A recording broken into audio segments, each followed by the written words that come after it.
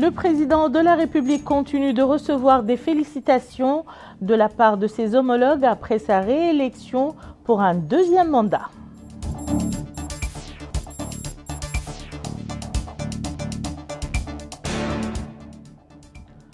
Le ministère de l'Intérieur et de la Décentralisation rend public un communiqué expliquant les circonstances ayant entraîné la mort de 3 manifestants à Kaïédi et assure qu'une enquête transparente et approfondie sera menée. Les observateurs internationaux saluent l'expérience mauritanienne et apprécient les conditions pacifiques qui ont prévalu durant le scrutin présidentiel.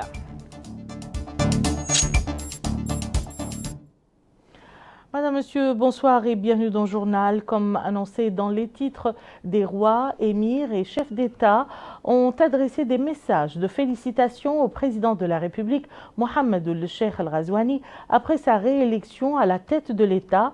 Aussi, le gardien des lieux saints, le roi Salman Ben Abdelaziz Al Saoud, l'a félicité dans un message pour sa réélection à la présidence de la République islamique de Mauritanie pour un nouveau mandat. Le gardien des lieux saints a exprimé ses sincères félicitations et ses meilleurs vœux de progrès et de prospérité au président de la République et au peuple de la République islamique de Mauritanie. Il a salué les relations fraternelles distinguées entre les deux pays et peuples frères que les deux pays s'emploient à renforcer et à développer dans tous les domaines. Le président de la République a également reçu les félicitations de son Altesse royale, le prince Mohammed Ben Salman Ben Abdelaziz Al Saoud, prince héritier et premier ministre du Royaume d'Arabie Saoudite. Ce dernier a exprimé ses sincères félicitations et ses meilleurs vœux de succès et de prospérité à son Excellence et au peuple mauritanien frère. Sa Majesté Mohamed VI, roi du Maroc, a lui aussi exprimé ce mardi ses félicitations dans un message ainsi libellé. Suite à la confiance renouvelée du peuple mauritanien en votre personne en tant que président de la République, j'ai le plaisir de vous adresser mes chaleureuses félicitations et de vous souhaiter plein succès dans la poursuite de votre sage direction de votre pays pour réaliser le progrès, la prospérité et le développement global auquel aspire votre peuple. C'est l'occasion pour moi d'assurer votre Excellence de ma ferme détermination à œuvrer de concert avec vous pour aller de l'avant dans le renforcement et le développement des relations de coopération distinguées entre nos deux pays en tenant à les relever au niveau d'un partenariat modèle qui incarne la force des liens profonds de fraternité et de solidarité qui unissent nos deux peuples frères et répondent à leurs aspirations communes. En vous réitérant mes chaleureuses félicitations, accompagnées de mes sincères vœux de bonne santé, de bonheur et de longue vie, je vous prie d'agréer, Monsieur le Président et chers frères, l'expression de ma plus haute affection et de ma gratitude. Le président de la République, Mohamed El-Cheikh Al-Ghazouani, a aussi reçu les félicitations de son Altesse l'émir de l'État du Qatar, Cheikh Tamim Ben Hamad Al Thani, à l'occasion de sa réélection à la présidence de la République islamique de Mauritanie, lui souhaitant plein succès et davantage de développement et de croissance des relations entre les deux pays.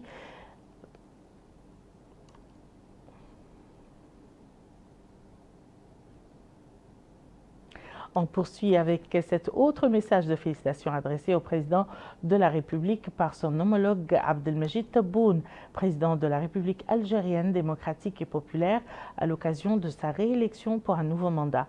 Le président algérien écrit dans ce message: « Chers frères et présidents, il m'est agréable d'exprimer à votre Excellence, à l'occasion de votre réélection à la présidence de la République islamique de Mauritanie pour un second mandat, mes sincères félicitations et mes meilleurs vœux, vous souhaitant plein succès dans l'exercice de vos nobles fonctions, après avoir bénéficié de la confiance renouvelée du peuple mauritanien en votre honorable personne pour diriger le pays et poursuivre la marche de la croissance et au développement sous votre sage conduite dans l'intérêt du bien et de la prospérité, de la sécurité et de la stabilité de la Mauritanie sœur. Je saisis cette occasion pour réitérer à votre Excellence notre ferme conviction et notre intérêt constant pour la concertation et la coordination en vue de renforcer les liens de fraternité, de consolider la coopération existante entre nos deux pays, d'élever et d'élargir notre partenariat stratégique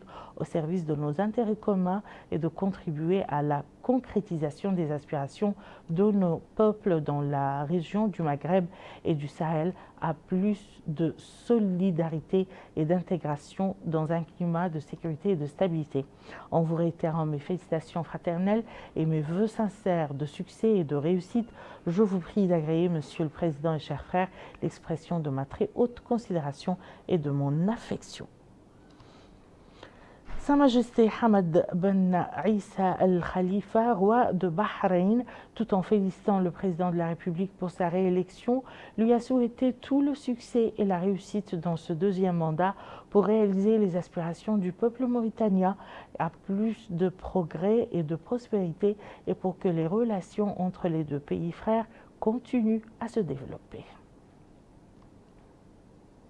Sa Majesté Haytham Ben Tariq Sultan Oman a lui aussi abondé dans le même sens en exprimant dans son message de félicitations au président de la République ses sincères félicitations et ses meilleurs vœux de succès pour continuer la conduite des affaires du peuple mauritanien frère, à réaliser ses espoirs et ses aspirations et à poursuivre le développement des bonnes relations unissant les deux pays. Le président de la République, Mohamed El-Cheikh Al-Ghazouani, a par ailleurs reçu un message de félicitations du président de la République arabe d'Égypte, Abdel Fattah al-Sisi, dont je vous livre la teneur. Je félicite mon frère, le président Mohamed El-Cheikh Al-Ghazouani, à l'occasion de sa réélection en tant que président de la République islamique de Mauritanie. Et je prie Allah, le Tout-Puissant, de lui accorder le succès au service de sa patrie, du monde arabe et africain, en tant que président en exercice de l'Union africaine. Je me réjouis tout autant de cette réélection qui sera l'occasion de renforcer la coopération entre nos deux pays dans tous les domaines afin de réaliser le développement et la prospérité pour nos deux peuples frères. Le président de l'autorité palestinienne, Mahmoud Abbas, a déclaré dans son message de félicitations au président de la République, Mohamed El-Cheikh Al-Ghazouani, que sa réélection pour un nouveau mandat témoigne de la grande confiance dont il jouit auprès de son peuple et aussi du bon déroulement du processus démocratique ayant conduit à sa réélection. Il a prié Allah le Tout-Puissant de lui accorder le succès dans la conduite de son pays et de son peuple et vers plus de développement et de progrès dont la Mauritanie a été témoin. Il a dit saisir cette occasion pour exprimer sa confiance dans les relations fraternelles et solidaires entre les deux pays qui connaîtront davantage de développement et de progrès dans l'intérêt commun des deux peuples et son appréciation pour ses positions fermes dans le soutien à leur peuple dans sa lutte légitime. Il a en conclusion souhaité santé et bonheur au président de la République et davantage de progrès et de prospérité à notre pays et à son peuple. Le président de la République a été félicité aujourd'hui au téléphone par son homologue gambien, Adama Barrow. Le président de la Gambie a félicité le président de la République pour la confiance renouvelée du peuple mauritanien et sa réélection à la tête de la République islamique de Mauritanie, tout en exprimant sa détermination à approfondir et à diversifier les relations de coopération, de fraternité et d'amitié entre les deux pays et les deux peuples frères. De son côté, le président de la République a remercié son homologue gambien pour son appel et ses félicitations, soulignant sa volonté de renforcer les relations de coopération et de fraternité entre les deux pays frères. Le président de la République du Burundi, Évariste Ndayishimiye, a adressé ce soir ses félicitations dans un message publié sur sa page X au président de la République, Mohamed El Cheikh Ghazouani, pour sa brillante réélection. Voici la teneur du message qui vient de nous parvenir du président burundais. J'adresse mes vives félicitations à son Excellence M. Mohamed El Cheikh Ghazouani, proclamé vainqueur des élections présidentielles en Mauritanie par la CENI à l'issue d'un processus démocratique calme et à saluer. Le Burundi réaffirme son entière coopération durant votre nouveau mandat. Venons-en maintenant à ce communiqué rendu public aujourd'hui par le ministère de l'Intérieur et de la décentralisation, dans lequel il annonce le décès de 3 détenus suite aux actes de pillage et de vandalisme survenus tard dans la nuit dans la ville de Kaïdi. Bokar Baylaba nous livre l'intégralité du communiqué. Tard dans la nuit du lundi à mardi, la ville de Kaïdi a été le théâtre d'actes violents de pillage et de vandalisme visant des citoyens pacifiques, des biens, des installations publiques et des forces de sécurité dans la ville, les obligeant à les affronter et arrêter certains groupes d'émeutiers en flagrant délit. En raison de l'effet de surprise, de l'heure tardive et du nombre élevé de manifestants, et dans l'objectif de contrôler la situation, les unités de sécurité ont été forcées de détenir les émeutiers arrêtés dans les lieux de détention disponibles. Dans ces circonstances, 3 manifestants sont malheureusement décédés, 2 d'entre eux en présence de leurs co-détenus et dans le lieu de détention, tandis que le 3e est décédé plus tard à l'hôpital. Suite à cet incident tragique, le ministère de l'Intérieur et de la décentralisation exprime ses sincères condoléances aux familles des défunts et Allah le Tout-Puissant de leur accorder son pardon, souhaitant prompt rétablissement aux 2 agents de sécurité victimes des émeutes, dont l'un est en soins intensifs et l'autre gravement blessé. Le ministère rassure le public qu'il s'est saisi du dossier et que, sous le contrôle de la justice, une enquête transparente et approfondie sera menée pour déterminer les causes et les circonstances des décès, tout en s'engageant à rendre publics les résultats de l'enquête dans les meilleurs délais. Je vous le disais en titre, les observateurs africains déployés par l'Union africaine, la communauté des États sahélo-sahariens CENSAD et l'Organisation internationale de la francophonie OIF ont exprimé leur satisfaction pour le déroulement du scrutin présidentiel dans une atmosphère apaisée. C'était à l'occasion d'une conférence de presse conjointe au cours de laquelle les observateurs ont livré leurs déclarations préliminaires. Maïmouna Lo y était pour nous. De faire le point de la situation par rapport à l'élection présidentielle 2024, ces observateurs, dont la mission est de prôner la promotion de la paix, ont tenu une conférence face aux hommes de médias. Domitien Daïzei, chef de la mission d'observation électorale de l'Union africaine, s'est prononcé en ces termes. La mission a salué l'institutionnalisation de la culture du dialogue entre les parties prenantes tout au long du processus électoral.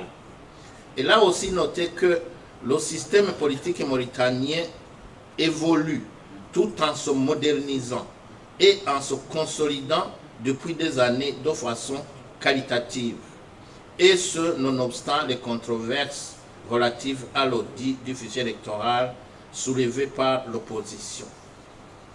C'est dans ce siège que Ayassor Djambakou a fait sa déclaration préliminaire. La mission a aussi relevé de manière satisfaisante que les opérations de dépouillement public qui ont été effectuées conformément aux dispositions du Code électoral.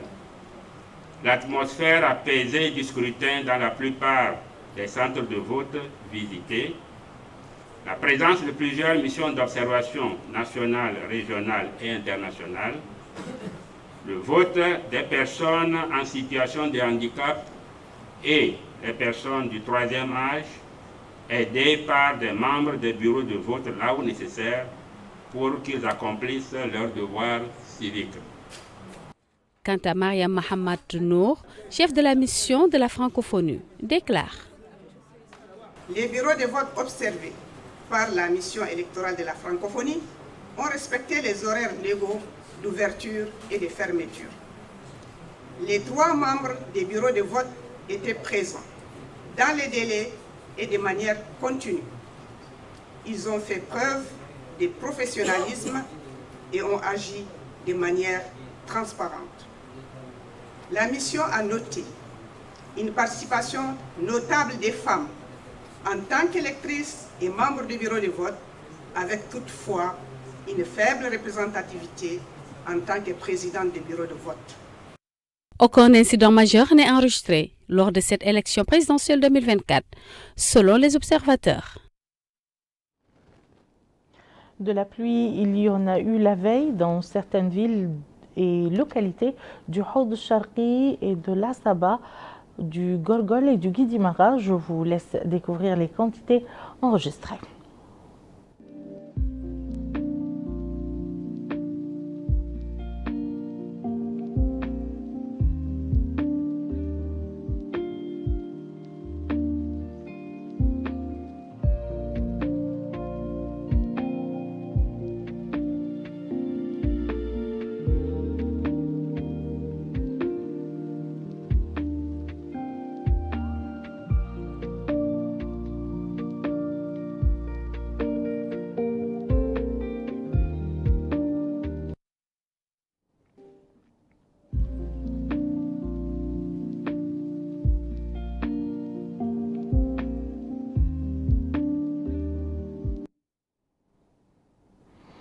Nous allons à présent vous parler du recensement de la ressource animale lancé il y a près d'un mois maintenant par le ministère de l'Élevage. Des équipes chargées du recensement au niveau du Gorgol se trouvent présentement à Mungel et précisément dans les zones de concentration du cheptel durant cette période. Aminata Khan nous en dit plus. À Djok, relevant de la Moukata'a de Mungel, les équipes de recensement ont déposé leur matériel avec pour objectif de recenser le cheptel dans cette zone du Gorgol. Cet éleveur a indiqué que ce recensement du bétail va stimuler le développement économique au niveau de la wilaya. Il permettra également la mise en place d'actions et de perspectives pouvant résoudre les problèmes les plus importants auxquels l'élevage dans la wilaya est consacré pour pouvoir ensuite les résoudre. Abondant dans le même sens, cet autre a indiqué que ce recensement permettra l'amélioration des conditions de santé animale et leur mise à niveau pour répondre aux aspirations des éleveurs, en fournissant les vaccins et les médicaments ainsi que les fourrages. Cette dame a indiqué que ce recensement du cheptel, premier du genre dans le pays, démontre l'engagement des autorités qu'elle remercie de passage, mais également la détermination des éleveurs à pouvoir maintenir leur cheptel en bonne santé pour que les populations puissent en profiter. Il est à noter que cette stratégie de recensement mise en place par les autorités du pays résulte de la stratégie du département de l'élevage visant l'élaboration d'une stratégie pouvant déterminer des quantités exactes du cheptel disponible pour permettre au gouvernement de formuler ses plans et programmes de développement durable. Et avec Mohamed Khattat, nous allons effectuer une immersion dans le tout nouveau centre de santé de la ville de Kifa, dont l'édification a été faite selon les normes sanitaires, offrant un cadre adéquat de travail au personnel de santé qui y exerce. Le centre de santé de Kifa s'est doté d'infrastructures modernes à même de le rendre plus fonctionnel pour contribuer à renforcer les services de santé fournis aux citoyens dans des conditions appropriées. Le nouvel édifice abrite des unités de santé nécessaires, notamment un service de consultation externe qui accueille les personnes malades venant de la ville et des localités voisines. De même qu'il comprend un service de gynécologie soutenu par un service de consultation prénatale, de planning familial, une maternité en plus d'une section de nutrition, d'un service de pédiatrie et un autre de vaccination. Selon son médecin-chef, le centre de Kifa renferme plusieurs pavillons dont une unité indépendante pour la maternité. Il a rappelé que les anciennes structures de santé ne répondaient plus aux besoins et n'avaient pas d'espace suffisant pour tous les services. La construction de ce nouvel édifice, souligne-t-il, nous apporte une plus-value en termes d'amélioration tangible de la qualité des services. Il est vrai que les visiteurs du centre de santé ne tarissent pas d'éloges sur les progrès réalisés dans cette structure de santé qui dispose désormais d'un pavillon pour les urgences, de services de rayon X, d'un service de stomatologie, d'une pharmacie Mouyassar qui vend à prix réduit et d'un laboratoire équipé des machines dernier cri. À Nouadhibou, l'heure est à la période estivale. L'intérêt accordé à l'investissement dans les stations touristiques a encouragé nombre d'estivants à faire de la capitale économique un lieu de prédilection pour passer leurs vacances, d'autant plus que la ville offre un climat tempéré. Moussa Ndiaye. À Nouadhibou, ville. Le constat est que cette ville a connu un progrès remarquable dans le domaine de l'habitat, de l'urbanisme et de la modernisation. C'est dans ce cadre que plusieurs acteurs au développement local ont choisi de contribuer à l'épanouissement des enfants de la ville de Nouadhibou en initiant d'espaces publics ouverts aux jeunes, aux adultes et aux touristes. Pour mettre l'accent sur l'importance de ces nouvelles infrastructures de base, précisément à Nouadhibou-Ville, les visiteurs que nos confrères de la rédaction du JTA ont rencontrés ont remercié les autorités administratives de la wilaya de Dakhlet Nouadhibou pour la réalisation de plusieurs espaces publics, de lieux de distraction pour enfants, de lieux du tourisme et loisirs, a déclaré ses visiteurs. Ce citoyen a dit que ce projet est important. Il l'a permis, ajoute-t-il, de se retrouver avec ses amis de longue date, notamment durant la période des grandes fêtes. Je suis venu avec l'un de nos enfants, a dit ses visiteurs. Il ajoute que le lieu est bon, il est confortable. On est venu avec les enfants, a dit cet homme. Le climat est bon, c'est un espace sûr et garanti pour nos enfants. Je suis venu aujourd'hui, c'est pour me reposer, a déclaré ce jeune homme. Le lieu a beaucoup d'avantages pour les enfants, a-t-il conclu. Il est à préciser que pour assurer l'épanouissement de nos enfants et de vos enfants, il est nécessaire de leur trouver des loisirs sains et adaptés à leur âge pour leur propre séance de distraction sur l'ensemble du territoire national. Et voilà qui met fin à ce journal. Tout de suite, le rappel des titres. Le président de la République continue de recevoir des félicitations de la part de ses homologues après sa réélection pour un deuxième mandat.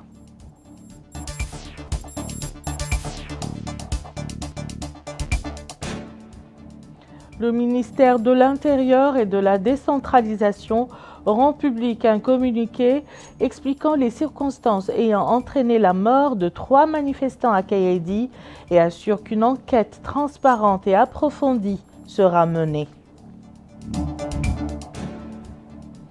Les observateurs internationaux saluent l'expérience mauritanienne et apprécient les conditions pacifiques qui ont prévalu durant le scrutin présidentiel.